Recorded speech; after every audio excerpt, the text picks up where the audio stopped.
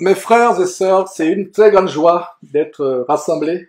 Comme la parole de Dieu dit, il est bon, il est agréable pour les frères et sœurs de se retrouver ensemble. C'est là où l'Éternel déverse la bénédiction, la vie pour l'éternité. Et comme vous le savez, nous avons commencé il y a quelques semaines cette grande série sur tout ce que le Seigneur Jésus a enseigné.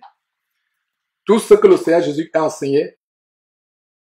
Et comme fondation à cette série, nous avons Matthieu chapitre 28, à la fin du chapitre, Matthieu chapitre 28.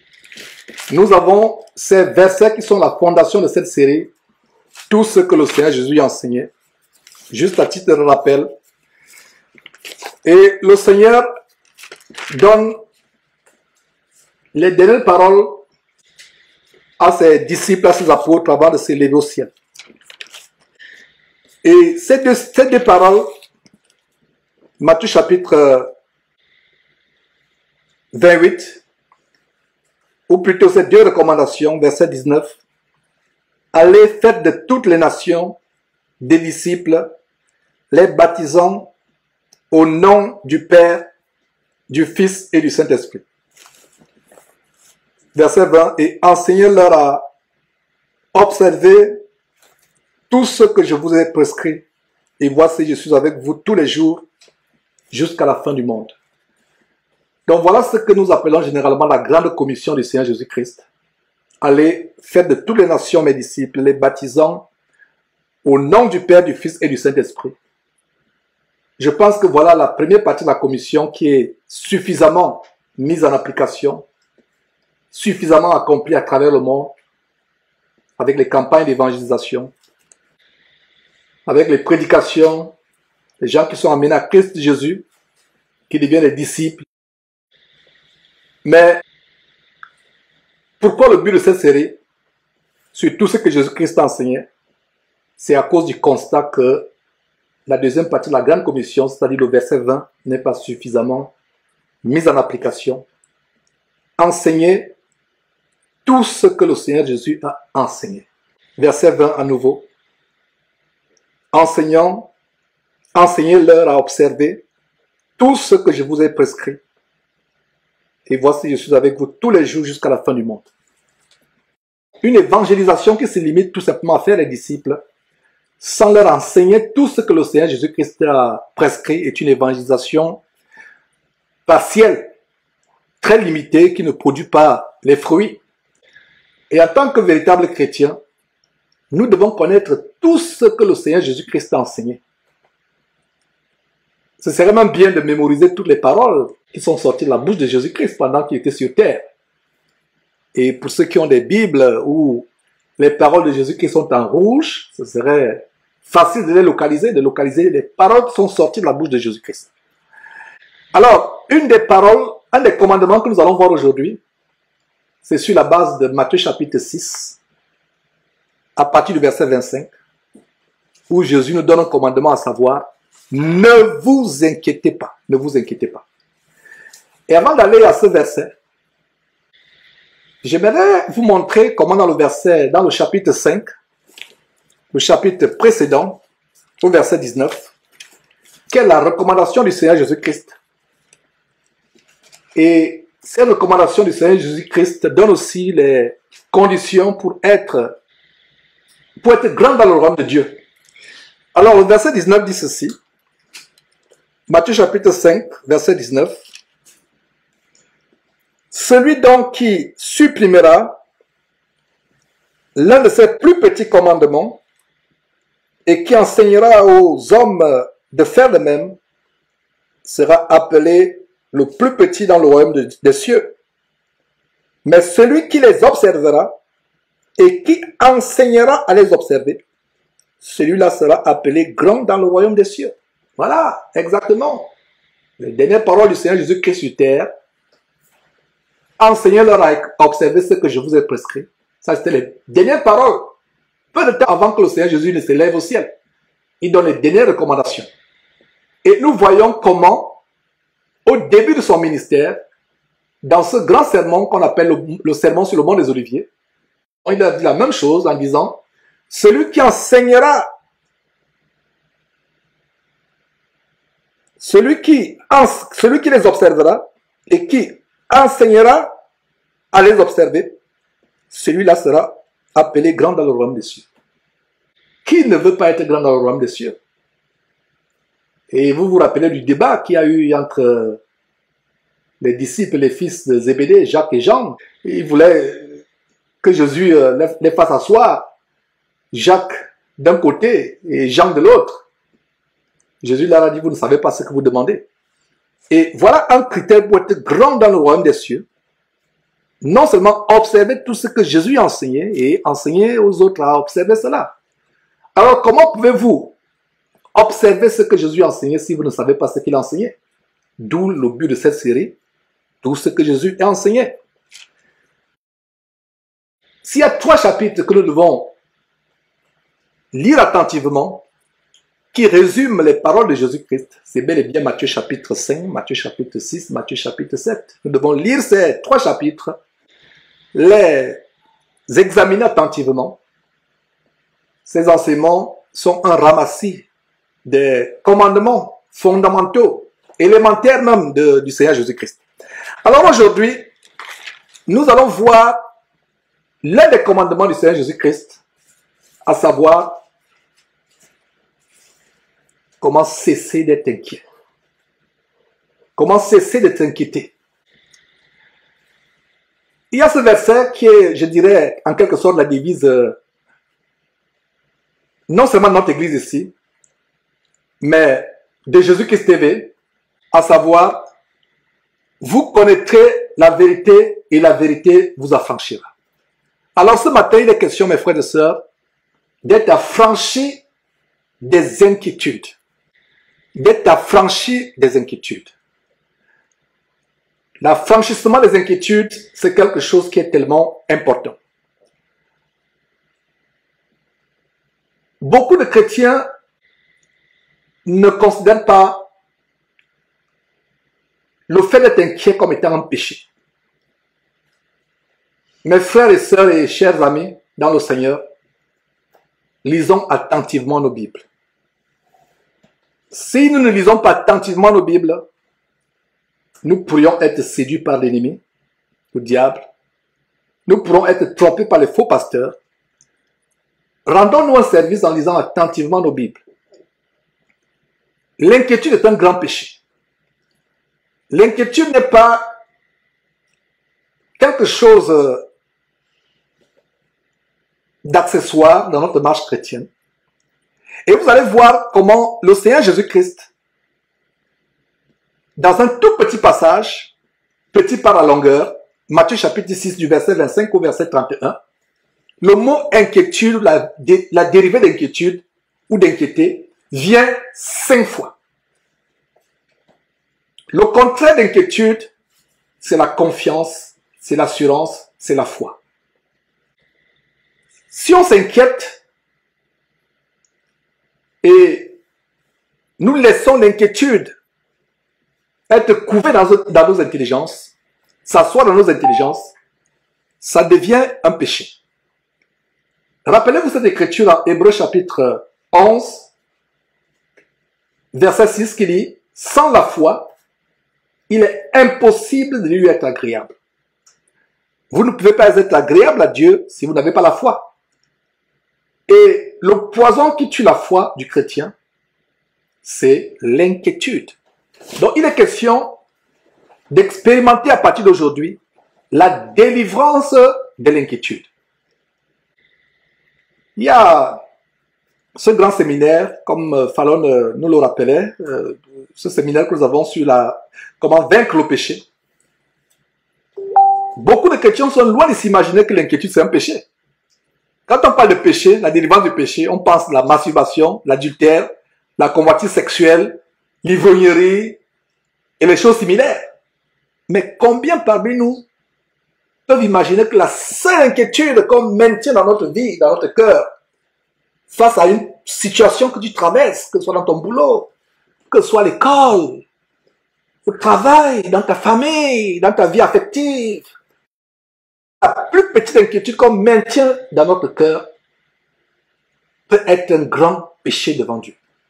Donc, pendant que vous écoutez cet enseignement, si mes amis dans le Seigneur que j'aime bien, il y a eu l'inquiétude tout au long de cette semaine, ou le mois précédent, quelque chose qui vous préoccupe, c'est l'occasion de commencer à demander pardon à Dieu dans votre cœur et de prendre la résolution de ne plus jamais s'inquiéter sur quoi que ce soit. Quand j'ai vu cette grande tornade qui a assombri la ville ce matin, je me disais, est-ce que les frères vont venir? Est-ce que les sœurs seront là? Et quelle joie de savoir que vous êtes là. Vous avez bravé la pluie. Donc, je peux voir comment l'ennemi, le diable, ne voulait pas que cet enseignement soit partagé pour qu'on soit délivré des inquiétudes. Alors, si nous nous sommes inquiétés sur quoi que ce soit dans la semaine, que ce soit au niveau de notre travail, de nos études, de tout ce que nous entreprenons, de nos projets d'avenir, des blocages que nous avons, c'est l'occasion de nous repentir. Proverbe chapitre 28, verset 13 dit, « Celui qui cache ses transgressions ne prospère point, mais celui qui les avoue et les délaisse obtient miséricorde. » Alors, il est question pour nous d'être délivrés des inquiétudes. Tournons dans la Bible dans Matthieu chapitre 6. Je vais lire à partir du verset 25. Que dit le Seigneur Jésus-Christ? N'oubliez pas que c'est les paroles qui sortent directement de la bouche du Seigneur Jésus-Christ. Et cela fait partie de la série tout ce que Jésus a enseigné. Alors, nous voyons au verset 25. C'est pourquoi je vous dis, c'est le Seigneur Jésus qui parle, ne vous inquiétez pas pour votre vie, de ce que vous mangerez, ni pour votre corps, de quoi vous serez vêtus. La vie n'est-elle pas plus que la nourriture, et le corps plus que le vêtement? Ça, c'est une grande écriture. Voilà la première mention du mot inquiéter dans ce verset. Il dit, ne vous inquiétez pas. C'est un commandement.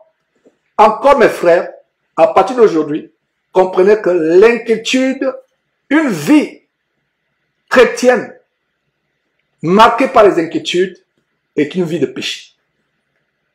Beaucoup de personnes se verront fermer la porte du royaume des cieux à cause d'une vie qui a été caractérisée par les inquiétudes. N'oubliez pas encore ce merveilleux verset, Hébreux chapitre 11, verset 6. Sans la foi, il est impossible d'être agréable à Dieu. Et le poison, le venin qui tue la foi, c'est les inquiétudes. Et non seulement nous avons les inquiétudes, il y a les dérivés d'inquiétude, les dérivés des inquiétudes, les soucis, les anxiétés, les angoisses. Voilà un terrible gant que nous allons mettre à nu aujourd'hui. Un terrible gant dont on doit être délivré. Parce que quand on parle d'inquiétude, il y a l'anxiété, il y a l'angoisse, il y a des soucis. Le chrétien doit vivre sans souci, sans inquiétude, sans se préoccuper de quoi que ce soit. Le véritable chrétien. Alors, Jésus dit, ne vous inquiétez pas. Ne vous inquiétez pas pour votre vie. Notre vie ne doit pas être un sujet d'inquiétude. Oh, je prends de l'âge. Est-ce que je vais trouver un mari? Je prends de l'âge. Est-ce que je pourrai avoir des enfants à moi? Je prends de l'âge. Est-ce que je pourrais avoir une femme, une épouse? Est-ce que je pourrais trouver un boulot? Avec la situation économique que traverse le pays. La Bible dit, et c'est les paroles de Jésus-Christ, ne vous inquiétez de rien. Il y a une chose qui est agréable à voir au verset 19 de Matthieu chapitre 5 qu'on a vu tout à l'heure, comment Jésus dit que celui qui enseignera, qui observera ces choses et qui enseignera les autres à les observer, sera appelé plus grand. Et sur cette base, je pense que l'apôtre Paul sera grand dans le royaume de Dieu. Je pense, sur la base de Philippiens chapitre 4, verset 6, parce que l'apôtre Paul enseigne exactement ce que Jésus lui a enseigné. Que dit l'apôtre Paul en Philippiens chapitre 4, verset 6? Notez s'il vous plaît. Ne vous inquiétez de rien, mais en toute chose, faites connaître vos besoins à Dieu par des prières et des supplications avec des actions de grâce. Voilà le standard, bien-aimés, chers frères et sœurs dans le Seigneur, amis dans le Seigneur. Voilà le standard à partir d'aujourd'hui. Philippiens chapitre 4, verset 6. Ne vous inquiétez de rien. Arrivons à ce standard. Ne vous inquiétez de rien. Quand je discutais avec la sœur, j'étais touché qu'elle me dise que vraiment, elle n'arrive plus à gérer son programme avec tout ce qu'elle a, l'école, la maison, le travail. La Bible dit, ne vous inquiétez de rien. Et le Seigneur Jésus dit, venez à moi, vous toutes qui êtes fatigués et chargés, je vous donnerai le repos. Il m'est arrivé un moment dans ma vie où j'ai l'impression que je ne maîtrise plus rien dans ma vie et je suis tellement pris, tellement bousculé, tellement chargé. Il faut arriver à un moment où nous nous reposons, nous disons Seigneur, je fais ma part. Essaye, mon frère, ma soeur, d'arriver à ce niveau où tu remets tout entre les mains du Seigneur. Le repos d'abord est le repos du cœur. Comme j'enseignais justement par rapport au sabbat, les gens pensent que le sabbat c'est un jour de repos hebdomadaire. Ça c'était dans l'ancienne alliance. Elle a encore suivre ces merveilleux enseignements qui montrent les distinctions, la différence entre les croyants de l'Ancien Testament, l'ancienne alliance, et le chrétien de la nouvelle alliance. Le chrétien a le repos en Jésus-Christ. Alors regardez comment l'apôtre Paul met en pratique le commandement du Seigneur, à savoir, observe toi-même ces choses et enseigne aux autres de les observer. Donc, l'apôtre Paul écrivant aux Philippiens leur montre à observer ce que Jésus-Christ a enseigné. Et qu'est-ce qu'il dit? Je relis encore Philippiens chapitre 4, verset 6. Ne vous inquiétez de rien, mais en toute chose, faites connaître vos besoins à Dieu par des prières et des supplications avec des actions de grâce. Verset 7. Et la paix de Dieu, qui surpasse toute intelligence, gardera vos cœurs et vos pensées en Jésus-Christ. Et la paix de Dieu, l'ennemi de la paix dans le cœur du chrétien, s'appelle inquiétude, ou les mots dérivés tels que anxiété, souci, angoisse. On manque d'appétit, on manque de sommeil. Je me suis toujours posé la question, comment les gens peuvent avoir le prix Nobel de la paix, alors qu'ils n'ont pas la paix dans leur cœur, la paix dans leur foyer avec leur femme, leur mari, ils ont le prix Nobel de la paix. C'est l'extinction franc-maçonnique, je fais de la parenthèse rapidement. Mais ils n'ont pas la paix du cœur. La véritable paix vient du Seigneur Jésus-Christ. Le Seigneur Jésus-Christ dit, je vous donne ma paix, mais je ne vous la donne pas comme le monde la donne. Quelle est la paix du monde, mes amis dans le Seigneur? Bon boulot, bon mari, bon époux, bon salaire. C'est la paix du monde. Je suis en bonne santé, tout va bien, j'ai tout ce que je veux. J'ai de très bonnes notes à l'école. Ça, c'est la paix du monde. Le Seigneur Jésus dit, je vous donne ma paix, je ne vous la donne pas comme le monde la donne. La paix du monde, c'est que tout marche bien. Et la paix du chrétien, c'est que tout marche bien, malgré les pressions que je peux avoir dans mon foyer, venant de l'ennemi du diable, dans mon lieu de travail, venant de mon employeur, les pressions venant des ennemis, quelles que soient les pressions que je peux avoir, c'est la paix du Seigneur Jésus-Christ. La paix du Seigneur Jésus-Christ n'est pas fonction des circonstances. Ça veut dire que même le chrétien le plus pauvre dans le corps de Christ peut être plus joyeux, plus paisible, manifester plus de paix que l'homme le plus riche du monde. D'ailleurs, les riches du monde ne savent pas ce que c'est la paix, sinon les cabinets de cardiologues, les experts en crise cardiaque ne seraient pas remplis par les hommes riches, n'est-ce pas? Combien de pauvres vont chez les cardiologues? Je connaissais un cardiologue en Afrique, au Gabon, et il m'est arrivé d'aller à son cabinet à plusieurs reprises accompagner quelqu'un. Mes frères, rien que le parking automobile devant le cabinet des cardiologues pouvait te montrer qui venait. Et des fois, tu reconnaissais tel, c'est pas tel ministre, c'est pas tel directeur, etc. Ils se soucient de leur, est-ce qu'ils seront nommés? lors du prochain remaniement? Est-ce que les affaires en bourse vont prospérer? Ils se préoccupent. Alors, nous chrétiens, nous devons arriver au point où nous mettons notre confiance en Dieu. Alors, Jésus dit, en Matthieu chapitre 6, verset 25, retournons à Matthieu, c'est pourquoi je vous dis, ne vous inquiétez pas pour votre vie, de ce que vous mangerez, ni de votre corps, de quoi vous serez vêtu. La vie n'était pas plus que la nourriture, et le corps plus que le vêtement. La vie. Mon frère, ma soeur, si tu es en vie, ça veut dire que tes problèmes n'ont pas de sens. Si tu es en vie, ça veut dire tu n'as pas de problème dans ta vie. Le plus grand problème que quelqu'un peut avoir dans la vie, c'est quoi? 2 mètres sous la terre. Ça, c'est le plus grand problème. C'est ce que Jésus dit ici. La vie n'est-elle pas plus que le vêtement? Il y a des gens qui sont morts, que ce soit Houston ici, que ce soit à travers le monde, qui sont morts. Même actuellement, je vous parle, les gens sont en train de rendre l'âme à cette seconde dans les hôpitaux quelque part à travers le monde. Nous sommes en vie actuellement. Vous pensez que c'est parce que nous sommes méritants plus que? C'est par la grâce de Dieu. Donc, reconnaissons que quand nous vivons, il y a des gens du monde qui disent quand on vit, il y a espoir. Et beaucoup pensent que c'est un verset biblique. Ce n'est pas un verset biblique. C'est une sagesse du monde. Mais cette sagesse du monde se fonde sur la sagesse de Dieu. Quand tu vis, l'espoir du chrétien vient du fait qu'il met sa confiance au Seigneur Jésus. Donc le Seigneur Jésus interdit l'inquiétude. Donc à partir d'aujourd'hui, comprenez que l'inquiétude est un péché. Et je vais vous montrer dans quelques instants en quoi l'inquiétude est un péché. Parce qu'on peut avoir des pensées d'inquiétude. À quel moment l'inquiétude arrive? Ce n'est pas parce qu'on s'inquiète qu'on pêche forcément. Mais il y a un moment à partir duquel où l'inquiétude devient le péché. Je vais mettre l'emphase là-dessus dans quelques instants. Continuons dans Matthieu chapitre 6 au verset 27.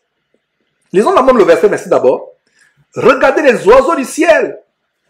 Ils ne sèment ni ne moissonnent et n'amassent rien dans les greniers. Et votre Père Céleste les nourrit. Ne valez-vous pas beaucoup mieux qu'eux? Ne valez-vous pas beaucoup mieux qu'eux? Les oiseaux du ciel. Et depuis que je réfléchis sur ce verset, je médite ce verset, il m'est arrivé d'aller faire des courses et au parking, par exemple de Walmart, je vois ces hirondelles ou ces petits oiseaux en train de picoter au parking. Je pense à ce verset. Ils picotent, ils ne se soucient pas. Ils sont même plus heureux que nous les chrétiens. Du moins les chrétiens qui se soucient. Ils picotent, ils vivent. Voilà, et c'est ce que Jésus dit. Regardez les oiseaux du ciel, ils ne sèment ni ne moissonnent. Alors que nous, regardez tout le labeur qu'on se donne sur terre, le travail. Et d'ailleurs, c'est à cela que Dieu nous a assujettis après la chute d'Adam et Ève au jardin. Tu mangeras la sueur de ton front. Voilà. Mais les oiseaux ne sèment ni ne moissonnent. Ils n'amassent rien dans les greniers. Ils n'ont pas de compte d'épargne, ils n'ont rien dans les greniers. Et votre Père Céleste les nourrit. Ne valez-vous pas beaucoup plus qu'eux? Cette parole du Seigneur Jésus, qu'est-ce que nous connaissons, que nous lisons, mais bien de fois, nous n'appliquons pas ces paroles dans notre vie. C'est parce que nous ne réalisons pas la grandeur de ces paroles. Regardez les oiseaux, qui sont les créatures de Dieu. Mais nous, en tant qu'êtres humains, nous sommes la créature excellente, plus excellente. Si Dieu nourrit donc ces oiseaux, à combien plus forte raison ces créatures excellentes que vous et moi nous sommes. Alors le verset 27 dit, Matthieu chapitre 6 toujours, qui par ses inquiétudes peut ajouter une coudée à la durée de sa vie? Voilà, personne. Qui par ses inquiétudes? Voilà une question affirmative. Personne ne peut ajouter. Au contraire, par une vie de constant souci, d'inquiétude constante, d'angoisse constante, tu t'approches de la mort. Qui ne veut pas être rassasié de jour? Voir ses enfants, les enfants de ses enfants. Mais sachant bien, mes frères et sœurs, que le plus d'inquiétude nous permettons dans notre cœur, le plus d'angoisse, d'anxiété, de soucis que nous permettons, c'est comme un poison, un cancer que nous injectons nous-mêmes, qui va commencer à manger petit à petit notre chair. La Bible ne dit-elle pas que l'inquiétude dans le cœur d'un homme là-bas? On va voir cela dans quelques instants. Verset 28. Et pourquoi vous inquiétez au sujet du vêtement? Considérez comment croissent les lits des champs. Ils ne travaillent ni ne filent. Donc voilà la troisième mention du mot inquiéter ou inquiétude au verset 28. Et c'est la même comparaison que le Seigneur Jésus fait avec les oiseaux. Verset 29. Cependant, je vous dis que Salomon même, l'un des rois les plus riches de toute l'histoire de l'humanité, cependant, je vous dis que Salomon même, dans toute sa gloire, n'a pas été vêtu comme l'un d'eux. Cependant, je vous dis que Salomon même, dans toute sa gloire, n'a pas été vêtu comme l'un d'eux. Verset 30. Si Dieu revêt ainsi l'herbe des champs, qui existe aujourd'hui et qui demain sera jeté au four, ne vous vêtira-t-il pas à plus forte raison, gens de peu de foi?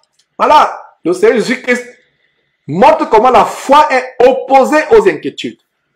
S'il y a inquiétude, c'est qu'il y a peu de foi ou manque de foi. Et l'une des prophéties bien-aimées, chers frères et sœurs, amis dans le Seigneur, que l'apôtre Paul, inspiré par Dieu, nous a donné, c'est que dans les derniers temps, beaucoup feront naufrage par rapport à la foi. Et une des manières par laquelle on fait naufrage par rapport à la foi, c'est les inquiétudes. Beaucoup feront naufrage par rapport à la foi. Quand on donne ce verset, on pense que ce verset ne s'applique pas à nous. Si vous pensez que ce verset ne s'applique pas à vous-même alors que vous êtes dans les inquiétudes, à savoir faire naufrage par rapport à la foi. Imaginez-vous un bateau qui coule et qui atterrit dans les profondeurs ou tréfondeurs de la mer. Naufrage par rapport à la foi. Quand un bateau fait naufrage, c'est parce qu'il a été coulé. C'est parce qu'il a des trous. Nous avons une sœur ici dont le père a été pilote de profession. Je ne sais pas, il y est toujours, je crois. Je pense que cette sœur peut bien comprendre de quoi je parle. Quand un bateau coule, soit il a été envahi par des grosses vagues qui le font couler, soit il y a des gros trous. Et dans la vie du chrétien, un des gros trous qui va faire couler notre vie, comme ce bateau, qui va nous faire naufrage par rapport à la foi, ce gros trou s'appelle les inquiétudes. Mon frère, ma soeur, continue à t'inquiéter pour des choses qui n'ont pas de sens dans ta vie. Au lieu de mettre ta confiance au Seigneur, continue à t'inquiéter. Tu es en train de mettre des gros trous dans le bateau que forme ta vie spirituelle en Christ. Et tu vas faire naufrage par rapport à la foi. Verset 31. La quatrième mention du mot s'inquiéter, dans ce court passage par la longueur, ne vous inquiétez donc point. Le Seigneur parle, ne vous inquiétez pas. Ne vous inquiétez pas ceci. Mais ici, il dit, ne vous inquiétez donc point. Ça veut dire qu'il n'y a pas possibilité pour un chrétien de s'inquiéter. Faisons la guerre à l'inquiétude, aux inquiétudes à partir d'aujourd'hui. Faisons la guerre aux inquiétudes. Chassons les inquiétudes de notre vie. Faisons la guerre aux inquiétudes. Alors, verset 31, ne vous inquiétez donc point et ne dites pas, que mangerons-nous? Que boirons-nous? De quoi serons-nous vêtus? Verset 32, car toutes ces choses, ce sont les païens qui les recherchent. Votre Père Céleste sait que vous en avez besoin. Il y a un grand détail ici. Notre Père Céleste sait ce dont nous avons besoin avant qu'on ne le lui demande. Quelle très bonne parole. C'est pour cela que l'apôtre Paul, mettant en pratique ce que le Seigneur Jésus-Christ a dit, à savoir, enseignez aux gens d'observer ce que j'ai prescrit, à savoir, ne vous inquiétez pas, dit en ce verset, Philippiens chapitre 4, verset 6, ne vous inquiétez de rien, mais en toute chose, faites connaître vos besoins à Dieu, par des prières et des supplications, avec des actions de grâce. Faisons un exercice mental, plutôt visuel. Mettons côte à côte Philippiens chapitre 4, verset 6 et Matthieu chapitre 6, verset 31. Mettons côte à côte ces versets. Philippiens chapitre 4, verset 6 dit, ne vous inquiétez de rien, mais en toute chose, faites connaître à Dieu vos besoins par des prières et des supplications. Et Matthieu chapitre 6, verset 31 dit, plutôt le 32, Mettons plutôt côte à côte Philippiens chapitre 4, verset 6 et Matthieu chapitre 6, verset 32. Pas 31, 32. Matthieu chapitre 6, verset 32. Paul dit aux Philippiens, et à nous d'ailleurs, parce que ça nous est adressé aussi, à l'église de Christ, ne vous inquiétez de rien, mais en toute chose, faites connaître à Dieu vos besoins à Dieu par les prières et les supplications avec les actions de grâce. Verset 7. Et la paix de Dieu qui surpasse toute intelligence, gardera vos cœurs et vos pensées en Christ Jésus. Comparez maintenant avec Matthieu chapitre 6, verset 32 qui dit, car toutes ces choses, ce sont les païens qui les recherchent. Votre Père céleste sait que vous en avez besoin. Donc, quelle assurance de savoir que nous demandons les choses à Dieu sur la base de Philippiens chapitre 4, verset 6, en sachant que sur la base de Matthieu chapitre 6, verset 32, notre Père sait déjà ce dont on a besoin. Donc, tu vas à Dieu pour tout simplement lui dire, Seigneur, merci pour ma vie. Merci pour ce nouveau travail. Merci pour ce futur mari. Merci pour cette future femme. Merci pour ce futur enfant. Et c'est pour cela que la prière du chrétien n'est plus des requêtes, mais des actions de grâce. Parce qu'il sait déjà. Regardez au verset 32. Matthieu chapitre 6, verset 32. Votre Père sait que vous en avez besoin. Alors, donc, puisque votre Père sait que vous en avez besoin, tu lui rends grâce. Tu dis, Seigneur Dieu, merci pour ceci, merci pour cela. Que ta volonté se fasse. Seigneur, je te rends grâce pour cet enfant que tu me donneras. Et même si tu ne me donnais pas cet enfant, Seigneur, je suis toujours dans la joie parce que tout ce que tu fais est bon. Merci pour ce mari, pour ce travail. Même si tu ne me le donnais pas, je te rends toujours grâce. La volonté de Dieu doit toujours se faire. Dans tout ce que nous demandons à Dieu, et plaise à Dieu dans une prochaine partie de cette série, tout ce que Jésus a enseigné, nous allons voir comment prier correctement. Parce que Jacques chapitre 4, verset 3 dit, vous demandez et vous ne recevez pas parce que vous demandez mal dans le but de satisfaire vos passions. Et une des manières de demander à Dieu, c'est que vous avez prié aujourd'hui. Moins d'une journée après, vous commencez à vous inquiéter au sujet de ce pourquoi pourtant vous avez prié. Vous avez demandé à Dieu quelque chose. Rendez grâce à Dieu pour cela. Même si vous ne voyez pas la chose accomplie. Continuez à prier. Avec le frère Sostel, quand on recevait le bien-aimé qui est arrivé d'Atlanta pour nous rendre visite, nous avons partagé quelque chose de merveilleux sur la base de cette révélation de l'apôtre Pierre dans son épître qui dit que pour Dieu, 1000 ans est comme un jour est comme 1000 ans. Alors toi, ma soeur, mon frère, qui me dit, ça fait 10 ans que j'ai pris pour ce mari. 10 ans. Si 1000 ans, pour Dieu, c'est comme un jour. Donc ça veut dire que les 10 ans pour lesquels tu attends ton mari, pour Dieu, c'est une seconde divisée par 100. Donc ça fait 1/100 de seconde. C'est 10 ans. J'espère que vous avez l'intelligence pour comprendre cette comparaison.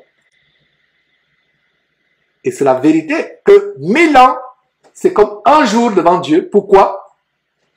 Parce que Dieu, c'est l'éternité. Est-ce qu'il y a le temps chez Dieu? Le temps est une notion purement humaine. L'existence sur Terre, l'existence humaine, relève de la temporalité. Nous sommes liés par le temps et par l'espace. Mais Dieu n'est pas lié par le temps. C'est pour cela que Pierre, par révélation, pouvait dire que 1000 ans pour Dieu, c'est comme un jour. Alors, toi, mon frère qui dit, ça fait 5 ans que je suis au chômage, je n'arrive pas à trouver un boulot. Continue à rendre grâce à Dieu, continue à prier. Ça fait 5 ans que je veux un enfant, je n'arrive pas à avoir un enfant. Continue à prier. Ma situation par rapport à l'administration dans le pays dans lequel je suis ne s'arrange pas depuis 10 ans. Continue à rendre grâce à Dieu. Parce que 10 ans, pour toi, ça peut être beaucoup. Mais pour Dieu, c'est peut-être une fraction de seconde. Ou 1/100 de seconde. Regardez l'une des plus grandes promesses données à un grand serviteur de Dieu dans la Bible, Abraham, dont la femme était stérile, lui-même était devenu vieux. La promesse était la suivante: la postérité sera comme les étoiles dans le ciel, le sable dans la mer. Ça fait combien d'années? Plusieurs années. C'est âgé d'environ 100 ans. que ça s'est accompli. Le poison qui tue la prière et qui bloque l'exaucement aux prières, c'est l'inquiétude. Non seulement l'inquiétude est un péché dont on doit se repentir, le confesser. J'espère qu'à partir d'aujourd'hui, nous allons considérer l'inquiétude au même titre que les péchés sexuels, le mensonge, la fraude. À partir d'aujourd'hui, nous allons mettre l'inquiétude au même pied d'égalité. Donc, si tu t'inquiètes, tu n'es pas différent d'un homosexuel. Tu t'inquiètes, tu n'es pas différent d'une femme qui a trompé son mari avec le voisin du quartier. Tu t'inquiètes, tu n'es pas différent d'un voleur qui est allé braquer une banque. Ça peut être choquant, mais c'est la vérité. Parce que si l'homosexualité te ferme la porte du ciel, et si l'inquiétude te ferme la porte du ciel, ça signifie que celui qui s'inquiète et celui qui est homosexuel se retrouvent en enfer, donc ils sont sur le même pied d'égalité. J'espère que vous pouvez comprendre très bien ce que je viens de dire qui choque certains. Donc si tu continues à t'inquiéter, tu n'es pas différent d'un homosexuel qui se fait sodomiser ou qui sodomise quelqu'un, ou une lesbienne, ou un menteur, ou une femme adultère, ou un homme qui va avec des prostituées. Il n'y a pas de différence. Donc arrivé au point où nous chassons les inquiétudes de nos cœurs, puis ces recommandations s'incrustent dans votre intelligence et que chaque fois que l'inquiétude vient dans votre tête, vous la chassez. Non seulement l'inquiétude est nocive pour votre vie chrétienne, ça veut dire que vous amène en communion rompue avec Dieu. Parce que quand vous vous inquiétez, vous insultez Dieu. Vous êtes en train de dire à Dieu, Dieu, tu es incapable, tu es impuissant. Imagine-toi comme ça se passe dans certains quartiers en Afrique, au quartier où il y a toutes sortes de scènes inimaginables. Un homme et une femme qui se met à se quereller ou à bagarrer publiquement. À supposer que la femme dit publiquement à son mari, regardez-moi cet impuissant qui ose porter la main sur moi, au lieu de s'occuper de son impuissance. Je vous assure que si cette femme ne meurt pas, c'est parce que c'est un homme qui est bon. Il y a une chose que vous pouvez dire à un homme, mais ne l'insultez pas et dites publiquement qu'il est impuissant. Vous, mes sœurs, vous ne pouvez pas comprendre comment c'est humiliant pour un homme d'être traité publiquement d'impuissant. C'est-à-dire que vous avez détruit sa personnalité. Cet homme qui est traité d'impuissant, il faut qu'il fasse preuve d'une maîtrise de soi à nul autre pareil. Qu'en est-il de Dieu que nous traitons constamment d'impuissant par nos inquiétudes? Parce que chaque fois que tu t'inquiètes par rapport à un problème qui t'embête, une situation, tu es en train de dire, Dieu, tu es impuissant. Dieu, tu es incapable. Regardez-moi cet incapable-là. Ça veut dire que tu insultes Dieu. Non seulement l'inquiétude t'amène à pécher contre Dieu, mais nous voyons aussi un détail que l'inquiétude peut t'amener à développer des maladies cardiaques, des maladies cérébrales. Alors, que dit Proverbe chapitre 12, verset 25? Ce verset que la plupart d'entre nous connaissons. L'inquiétude dans le cœur de l'homme là-bas, mais une bonne parole le réjouit. Je relis encore Proverbe chapitre 12, verset 25. L'inquiétude dans le cœur de l'homme là-bas, mais une bonne parole le réjouit. Puisse la bonne parole que je suis en train de vous donner aujourd'hui vous réjouir et vous délivrer de toutes sortes d'inquiétudes. Proverbe chapitre 15, verset 13. Un cœur joyeux rend le visage serein, mais quand le cœur est triste, l'esprit est abattu. Nous, chrétiens, devons arriver au point où, même si vous avez des problèmes qui vous tracassent, qui vous affligent, auxquels vous êtes confrontés, la sérénité de votre visage va faire que, quand vous vous confiez à quelqu'un que vous avez tel ou tel problème, la personne va dire, mais vous êtes sûr que ce problème que vous me dites, vous l'avez? Avec la sérénité sur votre visage, la joie que je vois constamment sur votre visage. Le visage d'un chrétien ou d'une chrétienne doit toujours être joyeux et serein, quels que soient les problèmes qu'il traverse dans la vie. Sur la base de ce proverbe chapitre 15, verset 13 qui dit, un cœur joyeux rend le visage serein. La sérénité du visage doit se refléter à partir de votre cœur. Un cœur joyeux Mais lisons la suite de ce verset. Proverbe chapitre 15, verset 13. La deuxième partie de ce verset dit, mais quand le cœur est triste, l'esprit est abattu. Voilà. L'inquiétude dans le cœur là-bas. Un autre mot pour abattre, c'est tuer. Quand on dit par exemple que tel homme a été abattu par un assassin, il a été abattu, il a été tué. Voilà ce verset que je pense les facultés de médecine doivent enseigner aux gens. Spécifiquement ceux qui sont spécialisés en cardiologie. L'inquiétude dans le cœur de l'homme, là-bas le terrasse. Mais une bonne parole le réjouit. Voyons aussi Proverbe chapitre 17, verset 22. Je vous donne ce verset pour aiguiser notre appétit pour la lecture biblique. Proverbe chapitre 17, verset 22. Un cœur joyeux est un bon remède, mais un esprit abattu dessèche les eaux. Regardez ce verset qui donne le remède, la révélation pour le remède. Mes frères et sœurs, lisons la parole de Dieu comme les enfants. Littéralement, un cœur joyeux est un bon remède. Mais il y a des chrétiens qui vont prendre les comprimés, les remèdes chez les cardiologues. Oh, je n'ai plus la paix, je n'arrive plus à dormir, je n'ai plus l'appétit, j'ai tellement de soucis dans ma vie. Des chrétiens, je ne parle pas des non-chrétiens. Ça se comprend encore. La Bible dit qu'un cœur joyeux est un bon remède. Voilà la révélation aujourd'hui. Le bon remède, c'est un cœur joyeux. La Bible dit, garde ton cœur plus que toute autre chose, car c'est de lui que viennent les sources de la vie. Notre ennemi, le diable, fera tout pour attaquer ton cœur. Garde ton cœur, mon frère, ma soeur, comme un coffre-fort, impénétrable.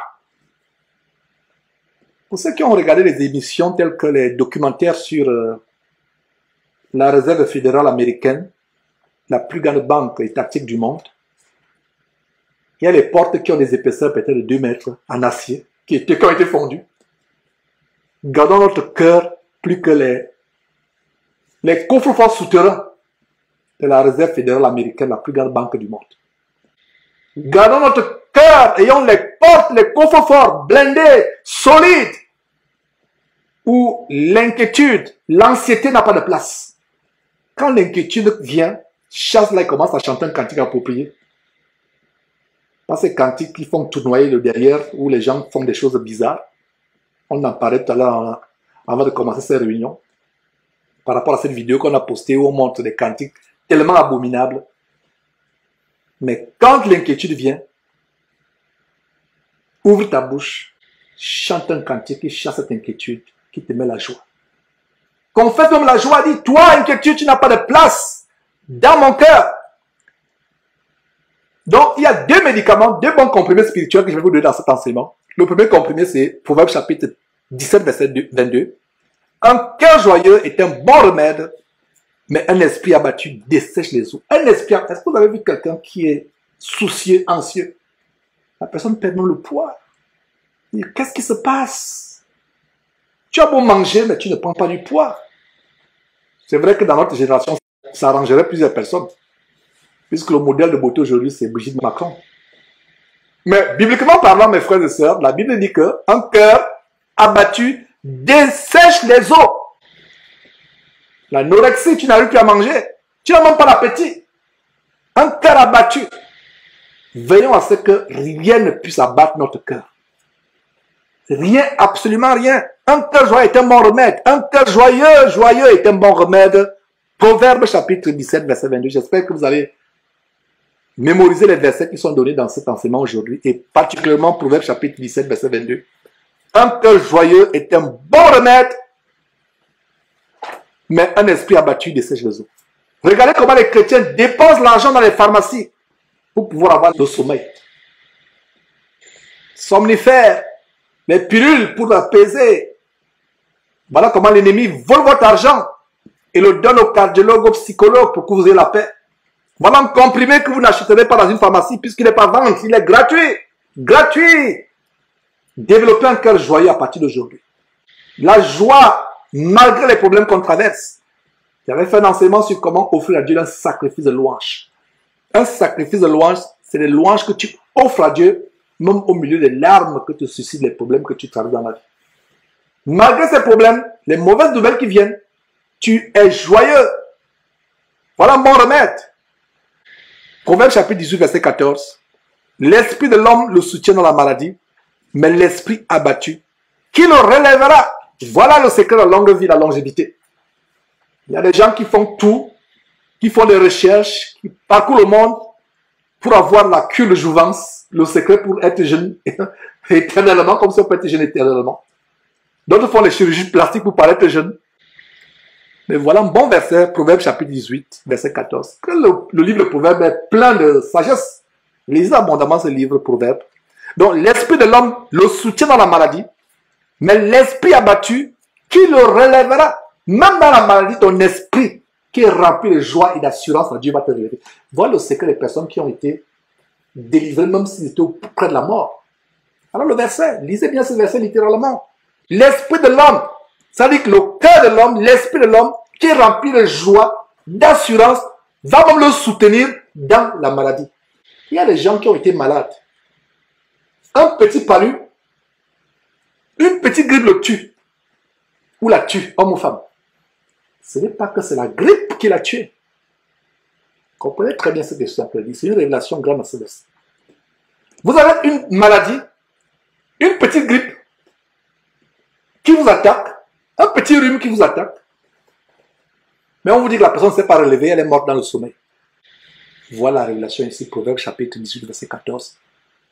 L'esprit de l'homme le soutient dans la maladie. Ça veut dire que quand tu es malade, quelle que soit la douleur que tu ressens, sois joyeux sur ton lit de malade, rends grâce à Dieu, chante les cantiques, rends grâce à Dieu, chante les cantiques. Ce verset va s'accomplir. L'esprit de l'homme le soutient dans la maladie. Comparez ce verset, mettez ce verset côte à côte avec Proverbe chapitre 17, verset 22.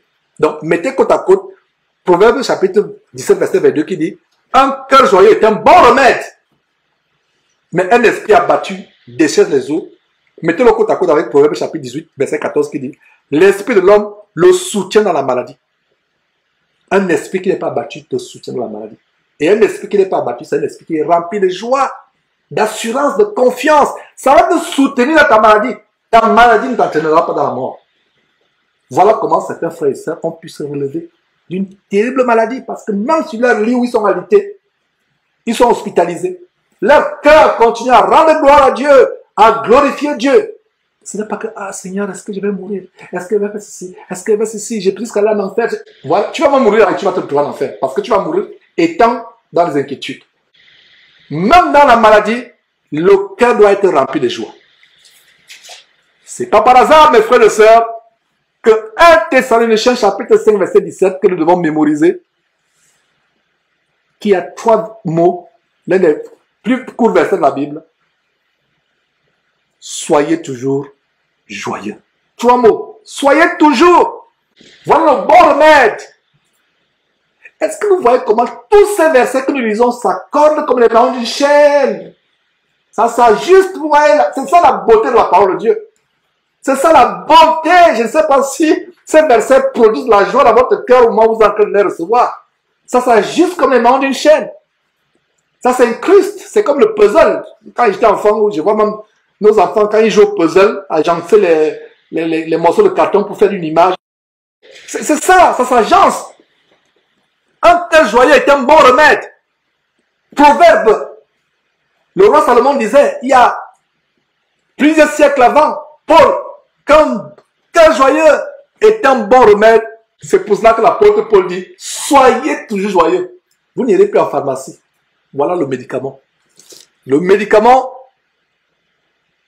le remède de Proverbe chapitre 17, verset 22, nous l'avons à 1 Thessaloniciens chapitre 5, verset 17. Quel est le secret ici? Soyez toujours joyeux. Soyez toujours joyeux. Et Philippiens chapitre 4, verset 4, l'apôtre Paul toujours. Réjouissez-vous dans le Seigneur. Je le répète, réjouissez-vous en toutes circonstances, bonnes ou mauvaises, favorables ou non. Réjouissez-vous toujours. Mes frères, si nous arrivons à ce standard de vie, vous-même, vous ne vous reconnaîtrez plus. Vous n'aurez plus d'anxiété. Quelle que soit la montagne de dettes sur lesquelles vous croulez. quels que soient les problèmes que vous avez, votre cœur est comme un enfant. Nous avons des petits-enfants. Ils ne sont jamais un jour s'inquiéter s'ils auront à manger ou pas. Regarde la plus petite. Elle sait qu'elle aura son lait maternel. Elle sait. Elle ne s'inquiète pas. Que les enfants croient plus que nous. Que le frigidaire soit vide. Ils savent qu'ils auront à manger. Et vous savez quoi? Ils mangent. Ils ne s'inquiètent pas. Ils ne savent pas. Quel est le processus d'avoir de l'argent? D'avoir à manger. Ce n'est pas leur problème.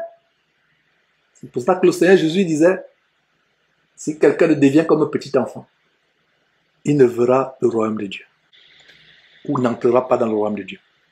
Alors, nous devons nous réjouir en toute occasion, favorable ou pas, bonne ou mauvaise, favorable ou défavorable, positive ou négative. Nous devons toujours nous réjouir. Réjouissez-vous toujours dans le Seigneur. Je le répète.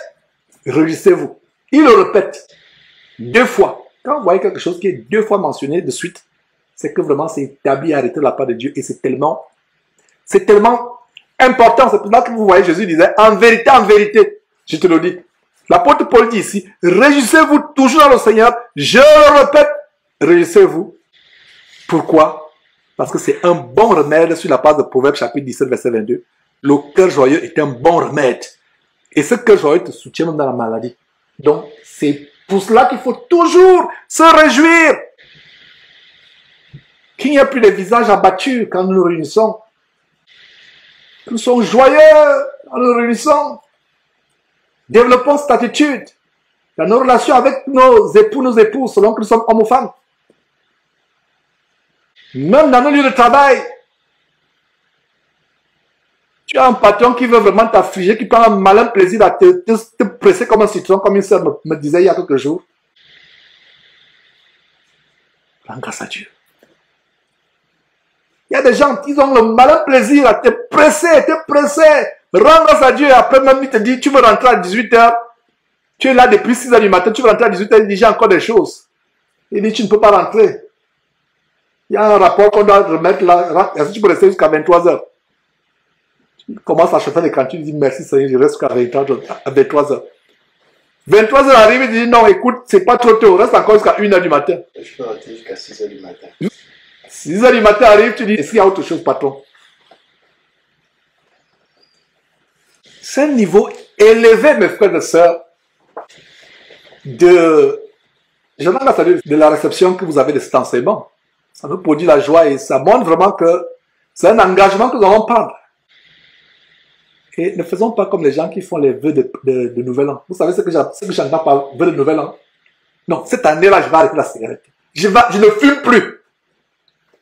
Non, le 31 décembre, faire le nouveau vœu. Non, la nouvelle année, là, non, je ne vais même plus. Les boîtes de nuit, c'est fini avec moi. Février ne va même pas arriver. La sœur Valentin va te faire aller dans la boîte de nuit. Je ne veux plus faire ceci. Je ne veux plus, mais donc ne faisons pas en tant que chrétiens les vœux de Nouvel An. On attend la nouvelle année pour faire les vœux. Prenons un engagement à partir d'aujourd'hui. Pas un engagement de Nouvel An, mais un engagement de chasser les inquiétudes de nos cœurs. Quelles que soient les circonstances, mes frères et sœurs, soyez toujours joyeux. Et c'est pour cela que l'apôtre Paul, et tout ça, l'apôtre Paul nous montre des grandes choses. Romains chapitre 5, verset 3. Comment nous nous glorifions même les afflictions, sachant que l'affliction produit la persévérance. Même les afflictions, il y a des choses qui peuvent nous affliger. Nous avons peut-être un problème familial qui nous afflige. Un enfant qui peut être un sujet d'affliction pour nous, un sujet d'inquiétude pour nous. Un mari, une épouse. Les choses qui peuvent être des sujets d'affliction. La Bible dit, nous nous glorifions même les afflictions. Et synonyme de glorifier, c'est que pour toi, c'est un sujet de joie. D'ailleurs, c'est ce que Jacques chapitre 1, verset 2 dit. Mes frères, Jacques chapitre 1, verset 2. Mes frères, regardez comme un sujet de joie complète les diverses épreuves auxquelles vous pouvez être exposés. Regardez comme un sujet de joie comment? Complète les diverses épreuves auxquelles vous pouvez être exposés. les diverses épreuves, regardez comme un sujet de joie parfaite, pas comme un sujet d'inquiétude, pas comme un sujet d'anxiété, mais comme un sujet de joie parfaite. Alors, comme je vous l'ai promis, je vais vous montrer à quel moment l'inquiétude n'est pas un péché et à quel moment l'inquiétude devient un péché. Notez très bien ce que je vais vous dire. Ce n'est pas un péché d'être assailli subitement par des inquiétudes, peut-être face à une mauvaise nouvelle, en apprenant une mauvaise nouvelle, devant une situation terrible. C'est humain d'être subitement attaqué par une inquiétude, c'est humain. Vous voyez? Subitement, vous avez une mauvaise nouvelle. C'est normal, c'est humain. Il faut bien comprendre dans cet enseignement. Il n'y a qu'un robot qui ne peut pas s'inquiéter. Dieu est conscient que nous avons des cœurs en chair, n'est-ce pas? Dieu est conscient que nous avons des émotions. Donc, je vais finir cet enseignement. Nous sommes presque à la fin de cette 6e partie de cette série sur tout ce que Jésus a enseigné. Et ce sur quoi je vais mettre l'emphase, c'est que ce n'est pas un péché d'être assailli par des inquiétudes face à une terrible situation. Vous apprenez une mauvaise nouvelle, situation qui vous afflige. Ce n'est pas un péché. D'où vient le péché? Le péché vient quand on couvre ces inquiétudes dans notre cœur, comme une mère poule couvre ses œufs ou ses poussins. C'est-à-dire qu'on entretient, on laisse couver cela, et on laisse fermenter l'inquiétude dans le cœur. C'est comme la colère. Ce n'est pas parce que vous mettez en colère que vous péchez forcément. Parce que la Bible dit, en Éphésiens, si vous vous mettez en colère, ne péchez point. Que le soleil ne se couche pas sur votre colère. Il a même des inquiétudes. Ça veut dire que tu peux te mettre en colère, mais ne permets pas à cette colère de se couver, de prendre du temps. Voilà. Que le soleil ne se couche pas sur cette colère. Alors, par rapport aux inquiétudes, c'est humain d'être subitement inquiet. C'est comme la peur. On peut être effrayé momentanément pendant quelques secondes devant une situation, mais après on se décide, on dit, je suis quand même enfant de Dieu. Et c'est là où tu utilises le nom de Jésus-Christ par rapport à une situation. Donc, tu t'inquiètes. Une situation peut t'inquiéter. Une mauvaise nouvelle peut t'inquiéter. Quelque chose auquel tu es confronté peut t'inquiéter. C'est pas forcément un péché. Le péché, je répète, c'est quand tu fais fermenter ces inquiétudes dans ton cœur, tu les couvres comme une mère poule couvre ses œufs ou ses poussins. Mais la différence avec les œufs, c'est qu'ils vont être réchauffés par la mère poule pour produire des poussins plus tard et du poulet. Alors que les inquiétudes qu'on réchauffe dans notre cœur, qu'on couvre, qu'on réchauffe dans notre cœur, vont produire plus tard quoi? Le manque de paix, le manque de sommeil. Et avec pour résultante les AVC, les maladies cardiovasculaires, les attaques cardiaques et plus tard la mort. Terminons par cet autre grand médicament. Si ton cœur, mon frère, ma soeur, est assailli par les inquiétudes, et n'oublions pas ce verset, je rappelle ce verset de Proverbes chapitre 17, verset 22, qui dit que un cœur joyeux est un bon remède. Un bon remède. Et Proverbes chapitre 18, verset 14, qui dit que l'esprit de l'homme le soutient dans la maladie. Terminons non par cet autre grand comprimé contre les inquiétudes, les anxiétés. Un grand médicament si ton cœur, mon frère, ma soeur, est assailli par les inquiétudes. Somme 42, verset 11. Et que dit le psalmiste ici? Le psalmiste s'adresse à son âme. Le psalmiste dit, pourquoi t'as battu mon âme et gémis-tu au-dedans de moi? Espère en Dieu et je le louerai. Il est mon salut et il est mon Dieu. Espère en Dieu. L'inquiétude suppose quoi? L'inquiétude suppose le manque d'espérance, le manque de confiance, le manque d'espoir en Dieu. Voilà ce que c'est l'inquiétude. Donc voilà ce grand comprimé, ce grand remède. Somme chapitre 42, verset 11. Le psalmiste s'adresse à son âme.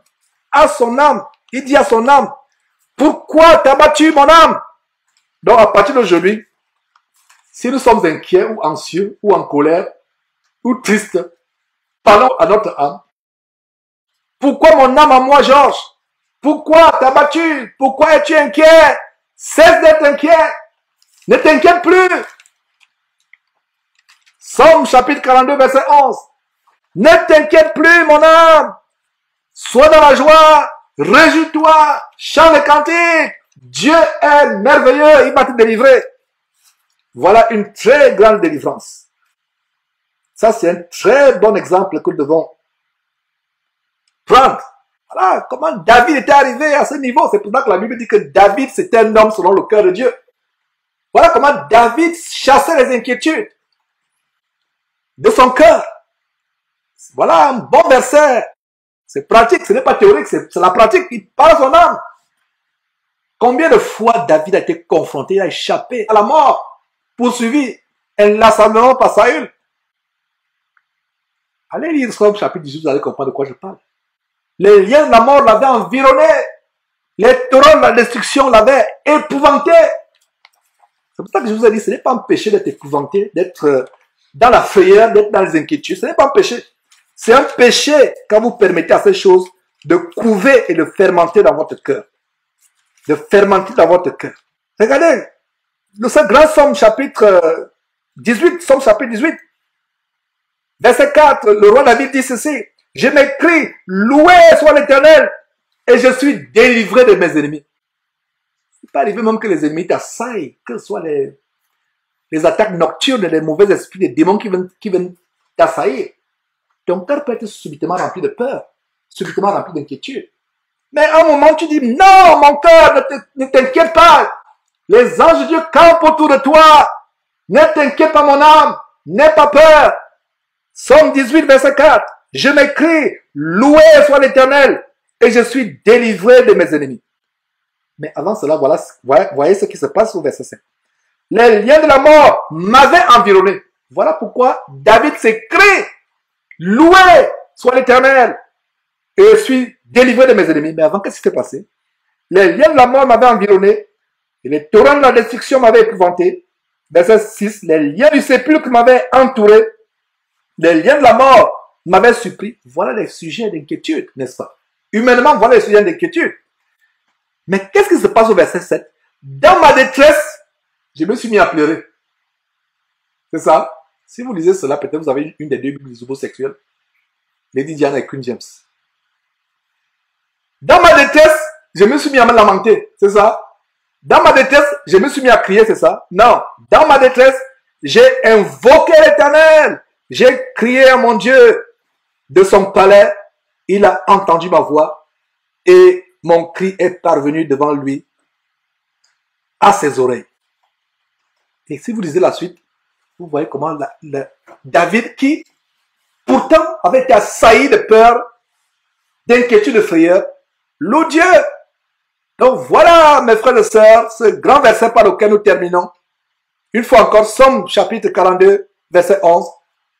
Parlons à notre âme sur la base de ce verset. Imitons David. Pourquoi t'as battu? Somme chapitre 42, verset 11. 11 ou 12. Pourquoi t'as battu mon âme et gémis-tu au-dedans de moi? Espère en Dieu et je te louerai encore, car il est mon salut et mon Dieu. Donc, Somme 42, verset 11 ou verset 12 selon votre Bible. Pourquoi t'as battu mon âme et gémis-tu au-dedans de moi? Espère, espère, espère. Donc, à partir d'aujourd'hui, quand l'inquiétude frappe aux portes de ton cœur, réponds-lui avec ce médicament. Parle à ton âme, dis mon âme, 1-1, tu ne t'abats pas. Mon âme, 1-1, tu vas être dans la joie. Mon âme, chante les cantiques. Mon âme, espère en Dieu. Mon âme, je vais louer Dieu et je le louerai encore. Mon âme, Dieu est mon salut. Mes frères et sœurs, c'est un plaisir de vous partager cette 6e partie de cette grande série que nous avons initiée, à savoir tout ce que Jésus a enseigné. Puis cet enseignement nous délivrer des inquiétudes sur la base de Jean chapitre 8, verset 32. Vous connaîtrez la vérité et la vérité vous affranchira. Jésus-Christ TV. Vous connaîtrez la vérité et la vérité vous affranchira. Ne manquez pas de vous abonner à notre chaîne YouTube Jésus-Christ TV, en cliquant sur le bouton s'abonner, juste au bas de la fenêtre de cette vidéo. Ainsi, vous recevrez automatiquement nos nouvelles vidéos, et vous ne raterez aucune. Vous connaîtrez la vérité et la vérité vous affranchira. Jean 8, 32.